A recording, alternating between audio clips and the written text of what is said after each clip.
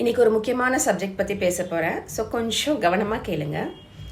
இப்போது ஒரு scenario, example scenario, உங்கள் வீட்டில் வந்து உங்களை விட பெரியவங்க, maybe parents, in-laws, uncle, and, யாராக இருந்தாலும் நீங்கள் வந்து கொஞ்சம் மரியாதையாக பார்க்குறவங்கன்னு வச்சுக்கோமா. ஸோ இவங்க யாராவது வந்து கோவமாக இருந்தாலோ பேசாமல் இருந்தாலோ நீங்கள் உடனே வந்து அவங்கள பார்த்துட்டு டக்குன்னு உங்களுக்கு ஃபஸ்ட்டு தாட் என்ன போகும்? நம்ம எதுவும் தப்பு பண்ணியிருக்கோமோ, நம்ம எதுவும் பிரச்சனை பண்ணிட்டோமோ, இந்த மாதிரி ஏதாவது தோணியிருக்கா உங்களுக்கு? எப்போவாவது யோசிச்சிருக்கீங்களா? இனிமேல் இந்த மாதிரி வர்ற தாட்ஸை கொஞ்சம் கவனித்து பாருங்கள். ஸோ இதுக்கும் மேலே போகணுன்னா சில பேர் எப்படின்னா, வீட்டில் எந்த பிரச்சனை நடந்தாலுமே வந்து என் மேலே தான் தப்பு இருக்கோன்னு கூட கேட்க மாட்டாங்க. என் மேலே தான் தப்பு இருக்குன்னு சொல்லி நினச்சிக்குவாங்க. இது என்ன தெரியுமா? Self blame. செல்ஃப் ப்ளேம் எப்போ தெரியுமா வரும்? கில்ட்டில் இருந்து வரும். ஓகேவா? ஸோ ட்ரெடிஷ்னல் பேரண்டிங்கில் வந்து எப்போவுமே வந்து மோஸ்ட்லி அன்கான்ஷியஸ்லி என்ன நடக்கும்னா, சைல்டை பாயிண்ட் அவுட் பண்ணி நீ தான் வந்து எந்திக்கலை, நீ தான் வந்து சாப்பிடல, உன் மேலே தான் தப்பு, உன்னால் தான் லேட் ஆயிடுச்சு நாங்கள் கிளம்புறதுக்கு பாயிண்ட் பண்ணிக்கிட்டே இருக்கும் போது குழந்தை எப்போவுமே வந்து அப்பா அம்மா நமக்கு நல்லதுக்கு சொல்கிறாங்க, நம்ம மாறிடணும் அப்படிலாம் யோசிக்காது.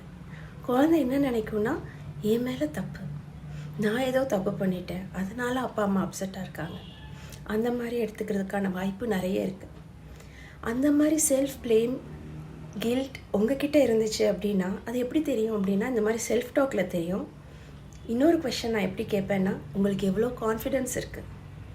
நீங்கள் வந்து ஒரு ரூமில் நிறைய பேர் இருந்தாங்கன்னா போயிட்டு உங்களோட ஒப்பீனியனை, உங்களோட வியூஸை தைரியமாக பேச முடியுமா உங்களால்? உங்கள் கான்ஃபிடென்ஸ், உங்கள் செல்ஃப் ட்ரஸ்ட், நீங்கள் உங்களை எவ்வளோ தூரத்துக்கு ட்ரஸ்ட் பண்ணுறீங்க, உங்கள் டிசிஷன்ஸை எவ்வளோ தூரம் ட்ரஸ்ட் பண்ணுறீங்க, உங்கள் சாய்ஸஸ் எவ்வளோ தூரம் உங்களுக்கு வந்து நம்பிக்கை இருக்குது, உங்கள் மேலே உங்களுக்கு எவ்வளோ நம்பிக்கை இருக்குது. செல்ஃப் ப்ளேம் நிறைய இருந்துச்சு அப்படின்னா கான்ஃபிடென்ஸ் அவ்வளோவா இருக்காது. பட் இந்த அவேர்னஸ் வரும்போது நம்ம கான்ஃபிடென்ஸை வளர்த்துக்கலாம். It's a skill. It will happen. With awareness we can grow.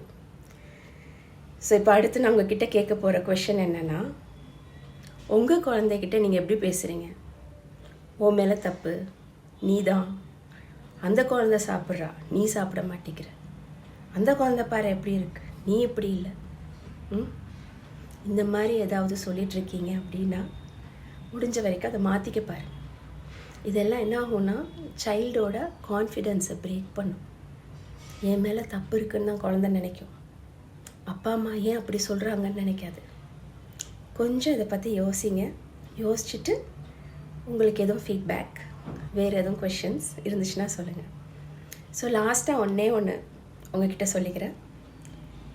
இப்போ நீங்கள் வந்து ரொம்ப சேடாக என் மேலே தான் தப்பு இருக்குன்னு சொல்லிட்டு லோவாக இருக்கும் போது நான் உங்ககிட்ட வந்து உன் மேலே எந்த தப்பும் இல்லை, உனக்கு என்ன தெரியுமோ அதை வச்சு தான் நீ பண்ணியிருக்க, it's okay, next time learn பண்ணிக்கலாம், பரவாயில்ல அப்படின்னு உங்கள்கிட்ட சொல்லும் போது உங்களுக்கு எப்படி இருக்கும்? இதை தான் நீங்கள் உங்கள் குழந்தைகிட்ட சொல்லணும். சொல்கிறீங்களா? பை.